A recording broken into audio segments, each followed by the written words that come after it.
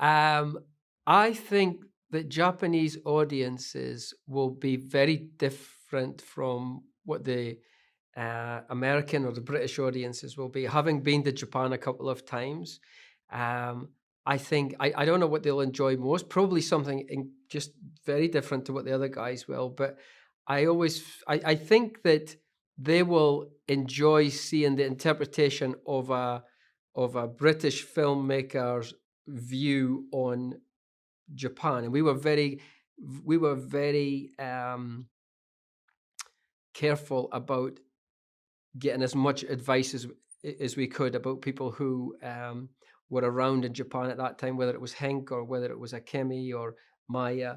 But it would be great to see if we actually achieved something. It looks authentically Japanese, yeah. So I think they'll have fun looking at Japan through someone else's eyes, and also contrasting the styles of Japanese people to like the Russians or the posh English guys or the brash American characters. I think they'll enjoy seeing that, I think.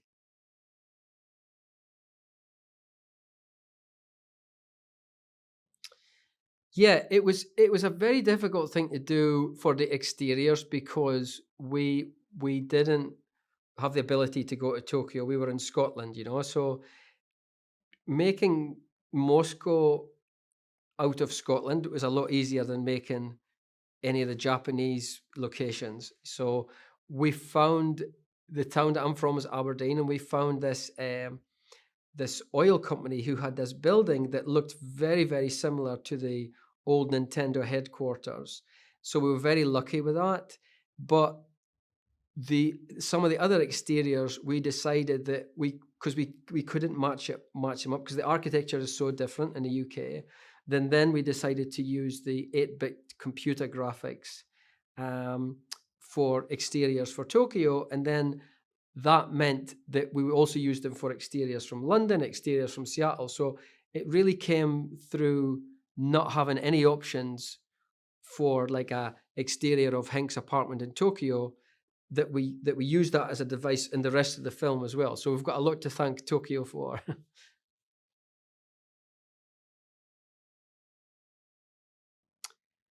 Well, I thought that Tetris was a Japanese invention, yeah, because I didn't know anything about the story, and I just presumed, like, because all the great, computer games, a lot of them are, were made in Japan, so I just assumed it was gonna be that. So I think it'll be great for and I'm sure a lot of Japanese people will not realize that Tetris was not,